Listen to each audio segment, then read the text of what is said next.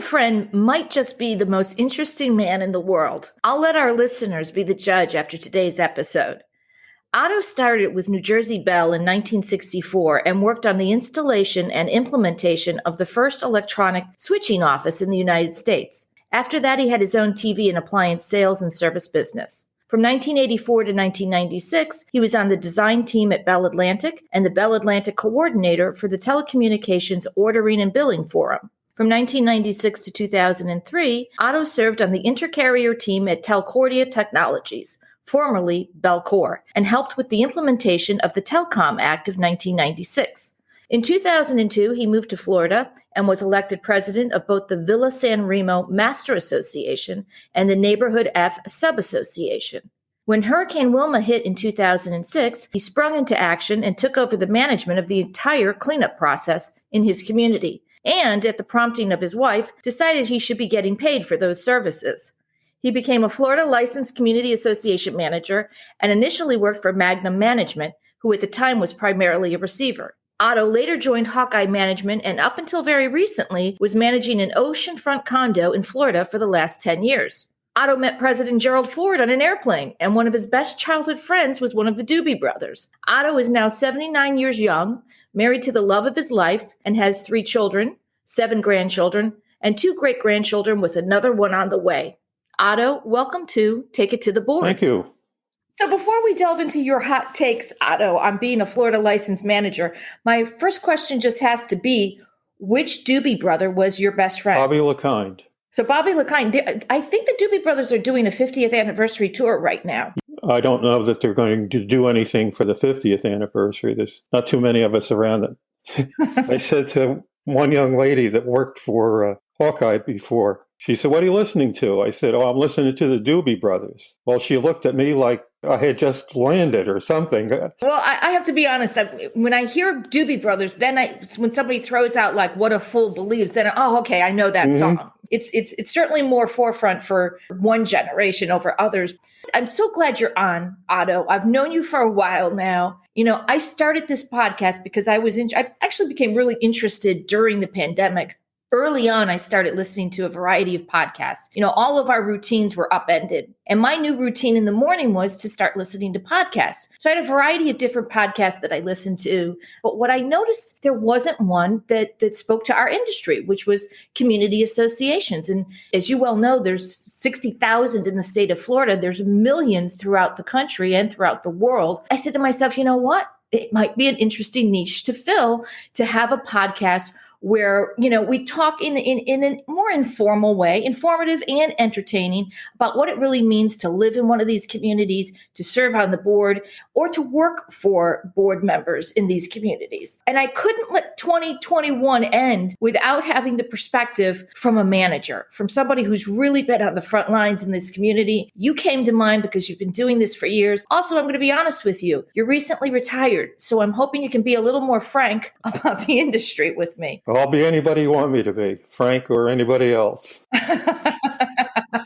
Well, let's start with the skills that are needed to do a manager's job properly. So there's accounting, planning, and bookkeeping skills in terms of the budget preparation, mechanical knowledge of how things work for the AC, plumbing, electrical, and life safety systems, organizational skills for document inspections and project management, disaster planning and recovery skills to contend with Mother Nature, and people skills to deal with everyone. I imagine it's the rare manager who has expertise in all aspects of the job. What is the typical team a manager would assemble, Otto, in a mid to large size community? If we're talking about a non-high-rise, you need a very good landscaper. And by good, I mean they know something other than mow and blow. Somebody that you can trust. If you're in a high-rise or you have several clubhouses or big clubhouse, I think you need somebody with mechanical background. We were fortunate in the last place I managed that we had somebody that was, I think, irreplaceable in that manner. But they have to know the systems. Legal is a big part of it.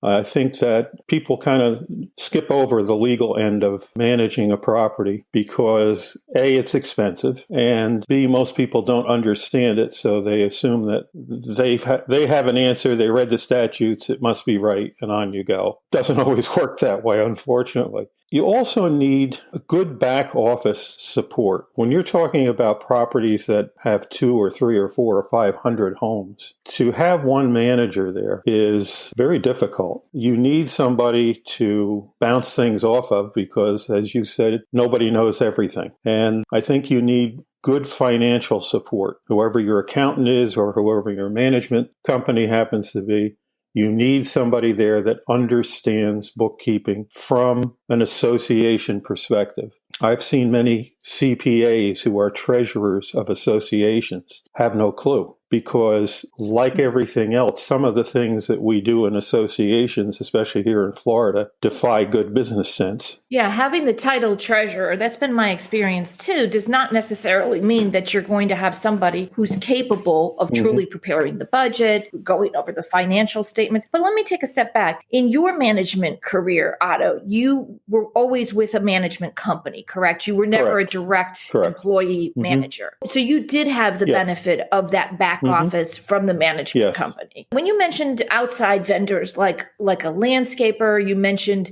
in your last place somebody who it was perhaps a custodian or somebody who went a groundskeeper. Now, is that somebody that you hired to come on board and check the infrastructure, check the electrical systems? Now, as a manager, how often would you interact with a groundskeeper? Well, is that a full-time job in a typical groundskeeper is a full-time job if you're in a huge HOA. Yes, absolutely. Because there's many ways that you can spend your money foolishly with landscaping, especially. Everybody's charged. The two big things are mows. How many mows do you get in a year? And by the way, who counts them? Mostly the managers will count if anybody counts, and seldom do they count. The other thing is fertilization. Fertilization is a very, very, very costly item in landscaping. And if you get shorted on your fertilization, your landscaper makes a pile of money. Just like if you don't get all 32 mows in a year, he makes a lot of money every time he doesn't mow your lawn because you're paying him monthly for those 32 mows. But yet most people don't know how many mows they get every month.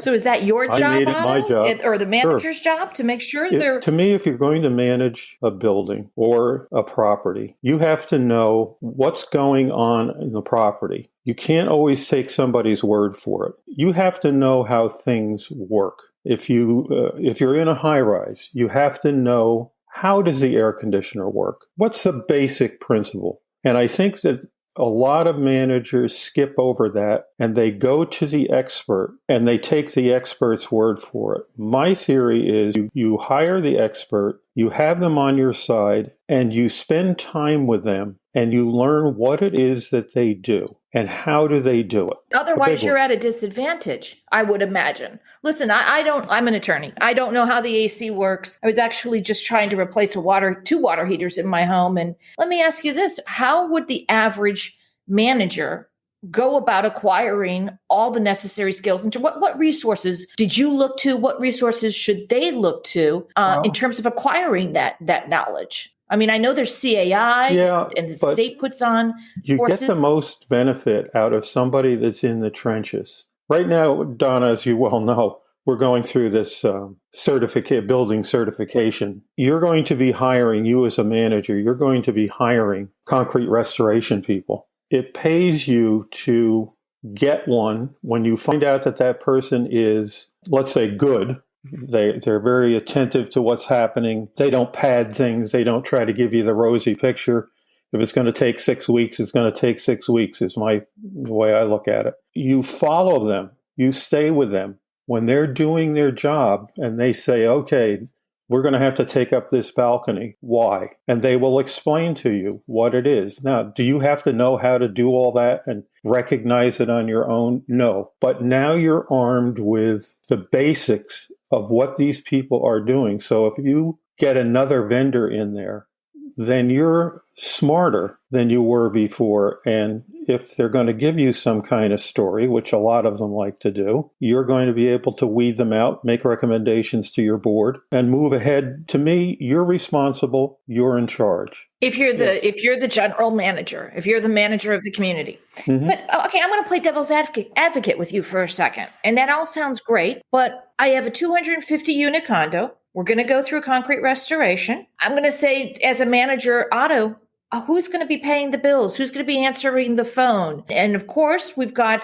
one or two people in the community who are pounding the management office with document inspection requests, phone calls, complaints. The typical response is going to be, I don't know that a manager has the time to do what you're suggesting, even though it makes perfect sense. If you're ultimately responsible for it, then you learn to juggle. You don't have to be standing there for 8 hours a day watching them, but you have to go out and you have to see how their work is progressing. And when they come to you and they say, okay, we're finished with these 2 or 3 balconies, you have to check on these things, look for some of the tells. Is there concrete where they say there's concrete? The other thing is, Donna, I think that a lot of this starts with something that you have in your first statement. It says, and people skills to deal with everyone. You need to be able to understand what that job is, what the job of a manager really is, not what we advertise it to be. And you have to understand that 90% of it is managing people. So you have to learn to read people, and you have to know who you could put off, who you can give a reasonable explanation to and they'll understand, or who is going to come after you with tars and feathers and everything else. I think that's the key to everything. It's the same with your vendors. And this is what I've always told my kids. When you go through life, you keep your eyes open, your ears open, and your mouth shut. Because I never learned anything from listening to me talk. Not a thing. So I think it's very important that you listen when these people are telling you what they're going to do or showing you what's wrong, and try to learn from it. I think it's very important. It's excellent advice. It's advice that my parents gave me as well. I think that managers and management companies are growing increasingly concerned about the shifting landscape. And I don't mean the landscape in materials, I'm talking the overall landscape. You talked about these large projects that are being undertaken. I'm finding more and more managers, in the past, maybe they were acting as project managers.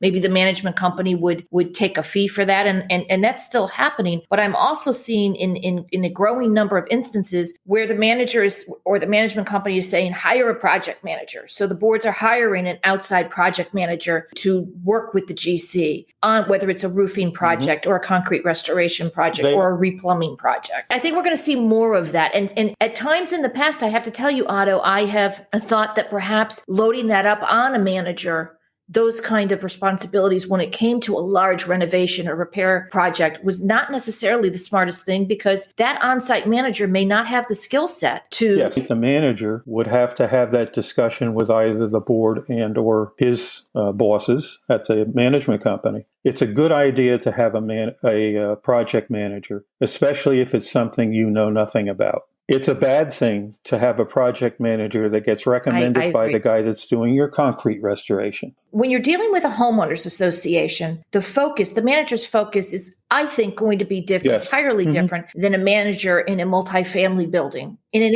HOA, you mentioned landscaping. For many of the homeowners associations that I represent, the manager's role and focus seems to be on what you just touched on. Does the place look pretty? Is the landscaping pleasing? Aesthetically, does everything look pleasing? And then, of course, enforcing the rules and regulations. In our multifamily buildings, do we have that same focus on, is it pretty, or is the focus, is it safe? People in a high-rise want it to look pretty. Explain. They want you to be able to walk into the lobby and say, ooh, it's so nice. And it doesn't look like Atlantic City did when I was a kid, if you know what I mean. But the grounds are typically smaller. So it's a different situation. And some boards are very happy if everything is green. And getting it green, to me, part of your job is not to be spending a ton of money that you don't have to spend to get it green. You can throw money at anything. And if they don't care and all they care about is it green, then I guess it's okay. I don't look at it that way. I think the vendor is entitled to make a profit, and they're obligated to give you good service, what you ask for and what you contracted for in return. My experience, Otto, has been, because the community association industry has been so commoditized, that a lot of times I feel as if some managers believe their job is just to get things at the cheapest price. Their focus is what's the lowest amount I Donna, can pay get for what this you pay particular for, service. especially in this business. And again, Across the that's board. knowing your board. If your board is what I call a low-cost board, I come in with a bid of 200, you come in with a bid of 199, you're going to get the bid. And you're going to promise them to do 16,000 different things, and you're not going to do any of them. And nobody's watching. Because what the board wanted, what the association wanted, is to pay the least amount of money for whatever they're getting. And you have to keep in mind, a guy that does landscaping has to mow so many lawns in a month or a week or whatever to make a profit. And I made this clear to the board when I interview with them. I don't want anybody working for my association that isn't making a profit. That's a very dangerous thing because what do they care? And boards typically, when they put a bid out and they hire somebody, it's a very difficult thing for them to say, we were wrong, we're going to fire him and get another one. They usually fire him when his price goes up, but not because he's giving them bad service. Who even knows if they correct. have the ability to fire them when they think they do? It all depends on the contract they sign. Correct. I wonder how many managers have your philosophy. Is it the manager's job to push back against the board if the board's priorities are not what they should be, or their focus isn't where it should be? Well, I don't know that it's necessarily his or her job, but I think if they wish to do what they feel is a responsible, good job, then it's worth a conversation with the president or with the board in general to say that these are the things that I think you should be looking at that are important. And just because you pick the lowest price one doesn't mean you're getting the best value for your money, which means you and your residents are paying, even though it's the lowest price, are paying more than you should for what you're really getting. And I've always had a discussion with my boards. You know, they say, oh, well, no, let's take this one. He's $2,000 cheaper. Well, you get 3 bids. Everybody's $10,000. One guy's $8,000. I look very hard at the $8,000 because gas costs, $3 and good God help us, $3.19 a gallon right now. It costs that for everybody. So how is he doing his job for $2,000 less than everybody else? They're the kinds of things I bring to the boards. Ultimately, they tell you what you're going to do, unless they have your trust. The basic understanding of the manager-board relationship is the board creates the policy, the manager implements the policies. But over your career, have you been at the table helping them craft those policies? Yes, always. The worst thing, Donna, that they all do is people love rules because rules make it so that they don't have to listen to complaints. But usually the rules are, most of the time they're reasonable, but they're totally unenforceable. Why do you have a rule? Especially if you're in a place where they've gone along for so many years, they don't even have a fining committee or a grievance committee.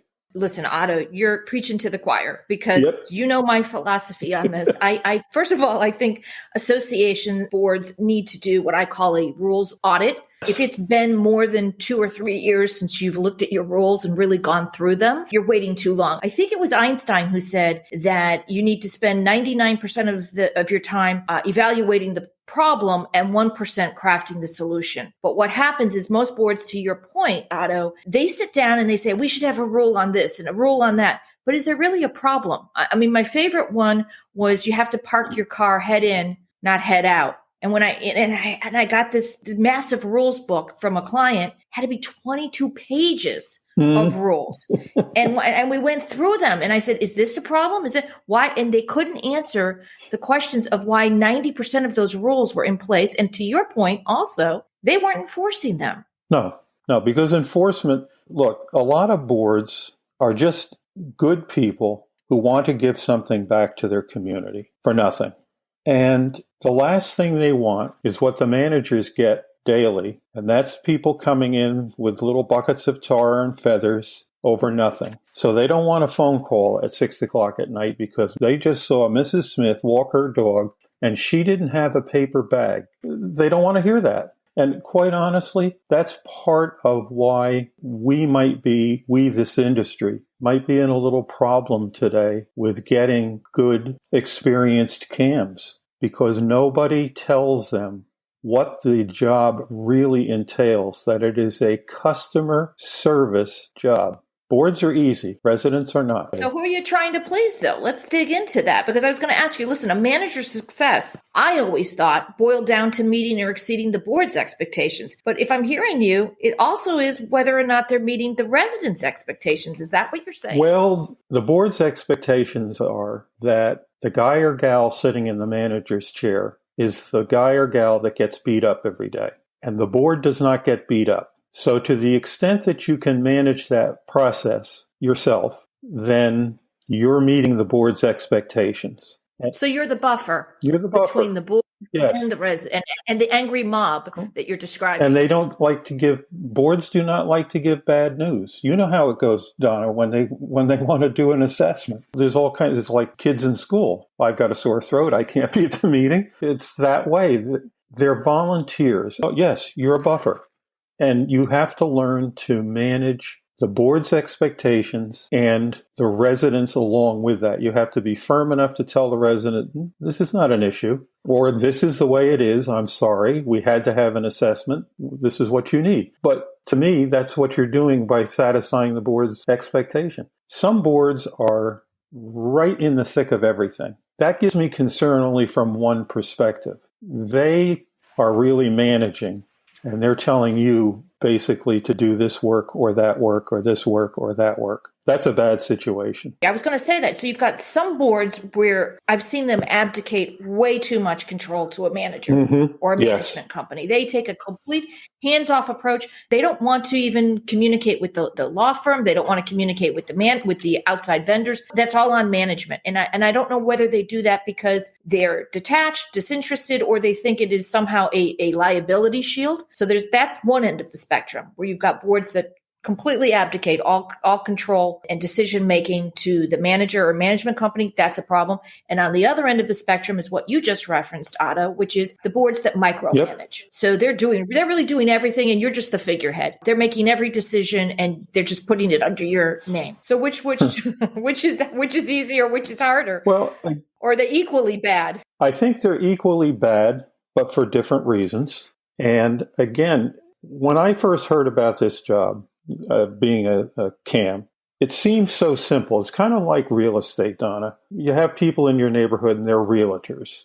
You sit down and you talk to them. Oh, yes, I sold this house yesterday and that house the day before. You're sitting there and you're thinking, okay, they just sold a $600,000 house. 6 times 6 is 36. So that's $36,000. How many houses would I have to sell in a year to be very comfortable? You don't look at all of the horror that they go through and all of the times that there is no 6% commission. It looks like it's a good thing. Well, the CAM kind of looked that way to me in the beginning.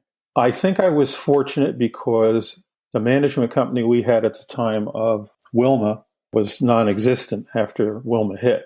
So I got involved by force more than anything else. I kind of learned that the newer people don't know the truth about what these jobs entail. And I think sometimes some of the companies, the management companies out there, do managers a disservice. They get a new manager in, and that manager, instead of being counseled by a more experienced manager, becomes what they call an assistant manager. And an assistant manager has the same license that I have. They don't have the same experience I have, like I don't have the same experience that some of my peers do, but they certainly have the same license. Well, that's a disservice to some of these people because, A, they get to do the scut work, which is, okay, you got to learn to do that anyway because you do it yourself. But when they go and they're being put up in front of a board for a new position, and they're going to be manager. Some boards don't consider being an assistant manager experience because assistant managers don't have the same authority, of course, as managers. I would tell you, my guess is, I'm not sure I'm right on this, my guess is the average lifespan of a CAM today, especially one that's newer, maybe 5 years. Is that 5 years in one place or 5 years in the industry? They're gone. Opinion? I think so. Because the one thing that they're not ready for is the neighborhood greeting group. Depending on how many homes are in the unit or in the association, you can have 10 or 15 people a week or more in your office with all kinds of problems and complaints and issues. Probably 99% of them have already been adjudicated by some other poor manager sometime along the line or the board, but they don't understand that they're in a customer service business. I think they think they're going to manage a building. Just like the manager. You mean manage the infrastructure as opposed manage to the infrastructure. You have to do both, right? Yes, you do. What you're describing is even more of a problem today as we experience such a huge labor shortage throughout the country. And by the way, my experience has been that many management companies, they don't have people that they're paying just to sit around and wait until they onboard new clients. That's why there's typically a ramp up with a new association client. They have to go out and find these people. Yes. And to your point, if this was a problem before, I can't imagine how bad it is right now. Donna, listen, when I left my last job, I had many kinds of opportunities because I have experience. But the ones without experience, they don't get the jobs. And when you're trying to sell to me, when a management company comes into your office and they say, okay, this is our spiel and we want you to hire us, you know that they don't have any assistant managers or anybody else that hasn't got 200 years of experience. Oh, we can give you Joe and we can give you this. Well, half of them, as you just said, half of them don't even have those people. Now, that's a disservice to themselves, especially to the manager and to the client. They don't want to spend any money to have somebody sit around for more than 5 minutes without being productive. Whether it's shadowing somebody, that's not being productive. Okay, so they don't train people.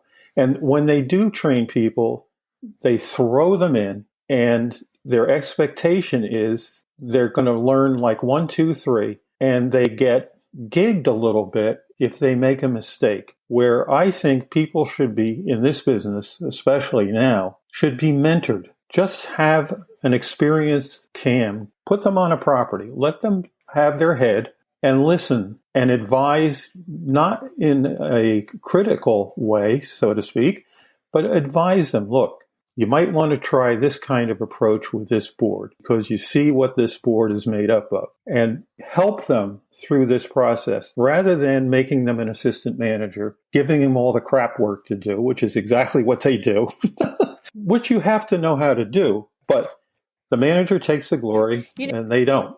You know what you're describing, Otto, that is also applicable in some respects to the legal industry. I was so fortunate. I was a very young attorney. I was a 23-year-old who had passed the bar. My first law firm was a boutique real estate firm in Miami.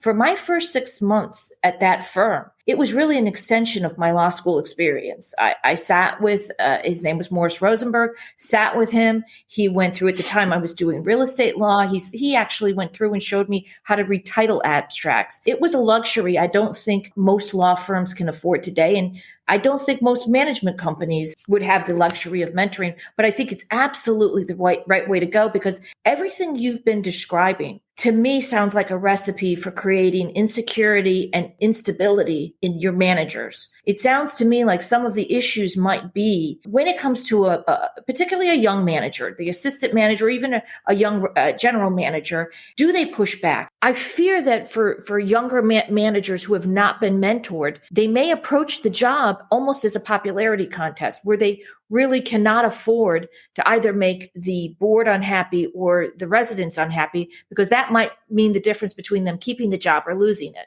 I believe that's true. Yes. And in that case, it really does become difficult for that manager, A, to grow into the job, and B, to be the sort of guiding hand that many volunteer boards need. And again, Donna, it all goes back to you have to be able to listen and read people.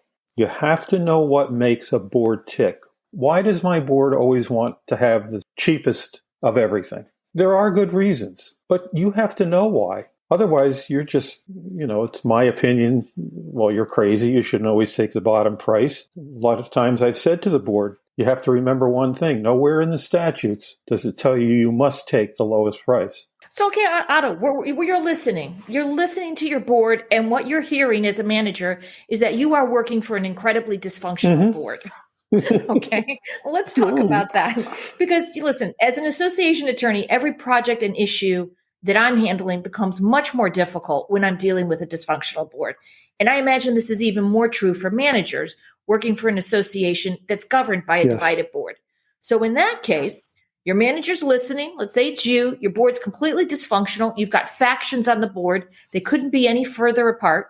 They couldn't be any more entrenched. What can a manager do to protect both the association and himself or herself in that situation? You have to do your job correctly. You have to make sure that you're not giving in to the whim of the board when they're going to do something that is on the cusp of being legal or not legal. The way I have always approached that, and I've only had it happen a couple of times, I said, well, a better solution to this would be to do the following. Because what you're saying by doing what you're going to do is you're going against the statute. I would check with my attorney, but I think that's what you'll find. If they don't double check with the attorney, I double check with the attorney, and then I come back and I say to them, you certainly may do whatever it is you want to do. I don't think it's a wise decision. I would like an email from you, the president, stating that you understand that I have advised you that you should not be doing this. And that's it.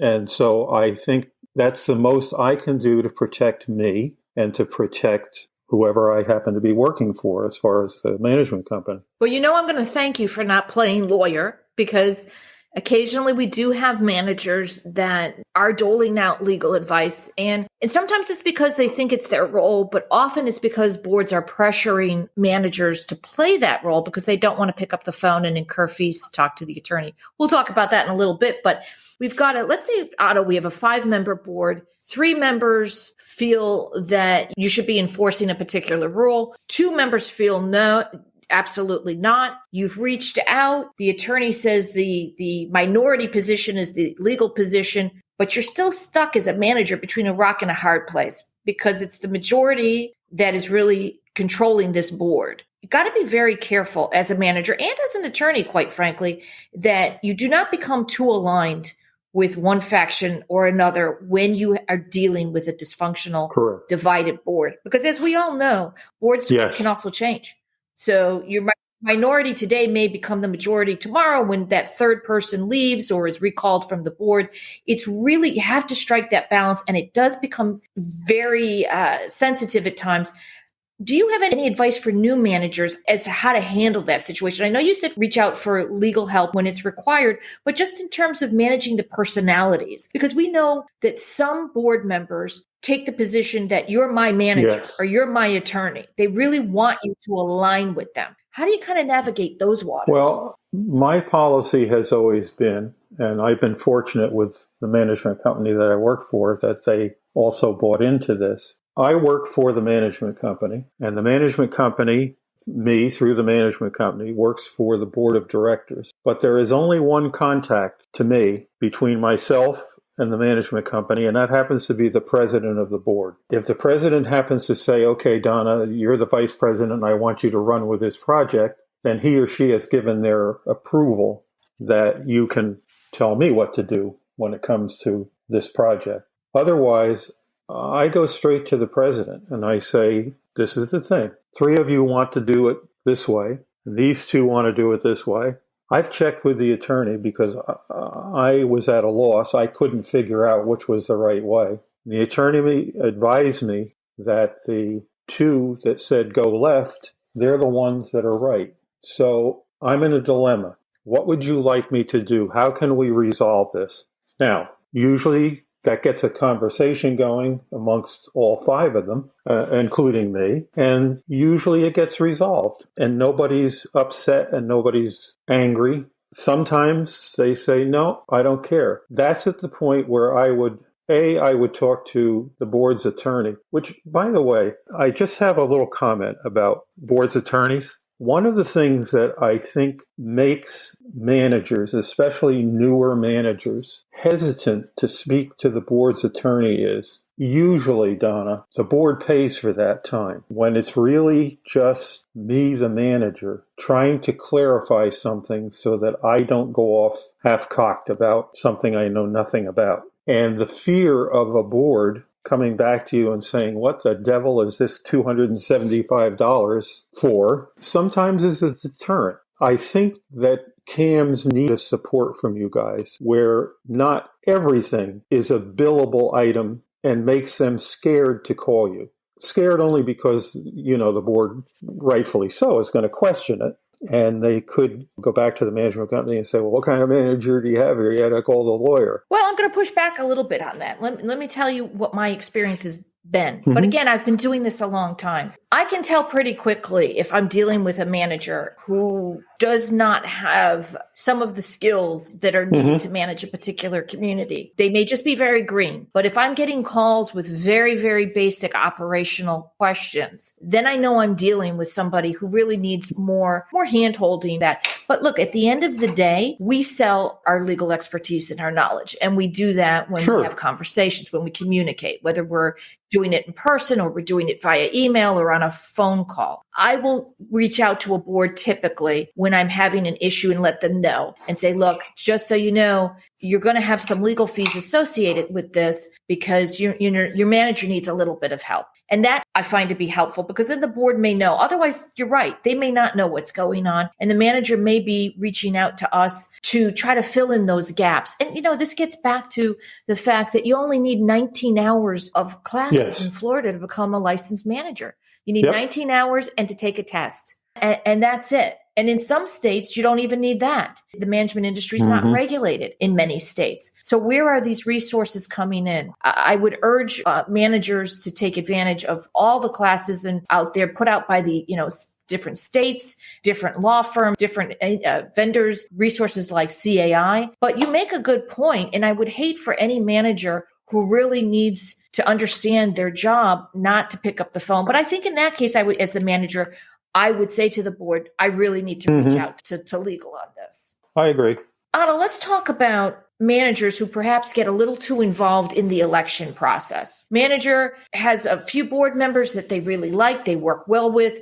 It's human nature to want to continue working with people you work well with. But sometimes managers are accused of inserting themselves into the election process and almost trying to rig the system so their candidates, their preferred candidates, are reelected. Have you found that to be a problem in any of the communities you've managed or heard about? I think it is a problem. I've seen it done. I don't necessarily like it. Boards change. So I try never to be political about that. Every board member or everybody that is running for the board, to me, I think they're people that for one reason or the other, even if it's to push an agenda, want to serve their community. And they're elected. I have no dog in that fight. At the end of the day, it's the owners who should be electing their board. Free and fair elections. We've heard that a lot, and really stay out of it. Yes, you have to, Donna, because you never know who's going to win. I've seen upsets where Joe is a shoo-in for this job. Well, Joe gets 3 votes, and Bill gets in. You can't, first of all, it's not ethical, but you can't stake your own career on trying to push somebody else's agenda. Very silly.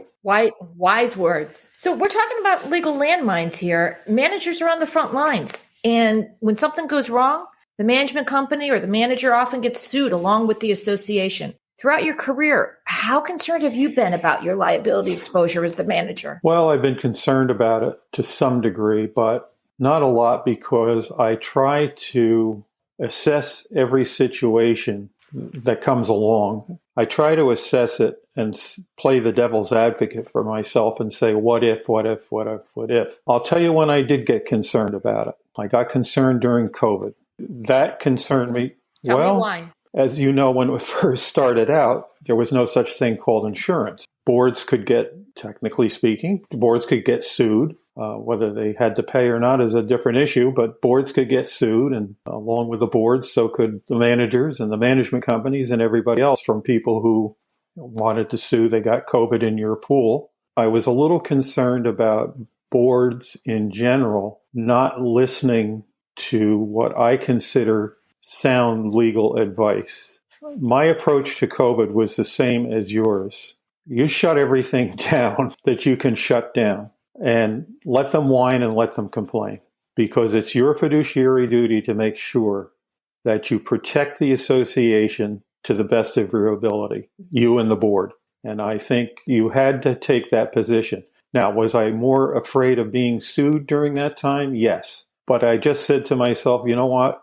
You had to take a hard line. And it was sometimes a difficult thing for boards to grasp because, of course, they don't want to be attacked. Well, they couldn't go to the pool, but wherever they were, they didn't want to be attacked. Well, that gets back to your point you made a little while ago that they want the manager to be the buffer, but ultimately, when it came to COVID, they knew that the decision rested with the board. So even though you were the one saying, I'm sorry, the pool's closed, they were still the ones that were having those conversations with the board members saying, please open it up. I mean, you and I spoke a lot, Otto, during the early months of the pandemic. I admired how seriously you took it, how your board, I know those conversations weren't easy. I'm gratified that so many of my clients did take a very conservative approach. And again, we're talking in the days before the vaccine was available. Yes. When there were no alternatives, when we didn't know. By the way, just a few weeks ago, Otto, we did see a lawsuit filed in Florida against an association for COVID. Really? For COVID infection. Yes. So it's going to something that we talked about as a possibility in the early days. Yes. We have now seen come to fruition. So we'll see how that case plays out. Wow. Is there anything now? You're now in the benefit of your few months into your well-deserved retirement. Anything you would have done differently during the early months of the pandemic? I think that working with the board, I was able to get them buttoned up, so to speak, as tight as they could be buttoned up under the circumstances. Quite frankly, the only other thing I would have done is I would have probably done a lot more closing earlier than we did. Like, I didn't come to work for maybe 3 months. I walked in at night and I would take care of certain stuff that I couldn't take care of from home,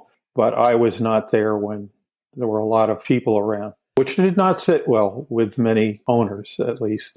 I think I still would have done everything a little bit earlier. I've always said, Donna, when the mandate came out a couple of years ago, that everybody should be wearing masks. If everybody had put on a mask in those days, in 3 months it would have been done. We wouldn't be in the fiasco we're in today. I had a recent podcast episode with my partner, Jamie DeKovna, and Jamie is a labor attorney at Becker. And we started talking about having a safe workplace under the OSHA standards.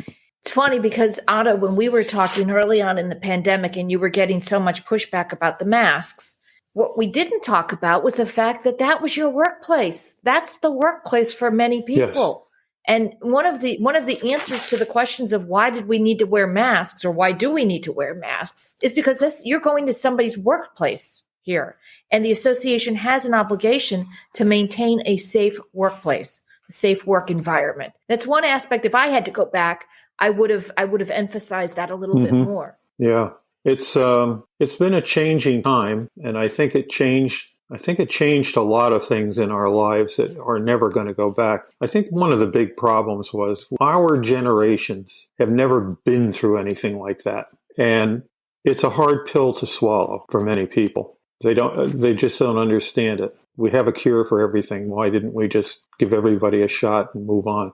It's just so different. And you've seen what it's done to the workplace. I mean, Donna, my emails I'm getting from every management company that you can think about. Come to our job fair. They can't get people to work. Are you going to get lured back in, Otto, to the management industry? Well, I shouldn't say it that finally. I would rather be, right now, at this time of my life, I would rather be on a consultant type basis and or mentoring type basis where these newcomers to our industry get some time and they're able to speak to somebody who has been through what they're going to go through. And it's not going to be a sugar-coated thing. It kind of brings us full circle, Otto. You're being asked to get back into the industry. You'd like to potentially be a consultant or perhaps even the mentor. Maybe you've just come up with a new business model here on this podcast episode. Well, one never knows. I mentioned at the outset of this episode, Otto, that you served as a president of 2 association boards before you became a manager. So I got to ask, which job was easier, being on the board or being the manager? Well, I'll answer it this way, Donna. I was doing both jobs simultaneously. I think the easier of the two was probably being a manager. Only from this perspective that as a manager or working for a management company, there is a contract in play. When you're the president of the board, there is no contract in play. So you're fair game. So no matter what decisions you try to make as a board, it can go 16,000 ways downhill very fast. Where with at least a manager, there are limits. You know, you can't make me work 55 hours a week if your contract, you're paying me for 20. Not my issue. That's, the management company's issue, but nonetheless, you have some protection. Being the president, Donna, the first call I ever got from a resident, beautiful day. I was enjoying myself. And I was asked a question by the resident. Did I realize that there was no toilet paper in the ladies' room in the clubhouse? And I had to make a rapid decision. So I said, I'm sorry about that, but I was just in the men's room and both stalls have full rolls of toilet paper. Go in and steal one. I never got another phone call. And you probably never imagined that this would be your role at some point in your adult life. No. And you know what? These associations, as I said in the beginning, they defy sometimes. We don't operate like industry. Budgets are different. You can't just get an endless supply of money like you can in industry sometimes. The whole thing is different. So if you're coming from a business environment, which I did, it's quite an awakening. You have to learn a whole new way of doing things. Sometimes relationships just don't work out. How harmful do you think these non-competes are for the industry and ultimately for associations trying to choose the manager who's the best fit for them? Well, I think they're detrimental.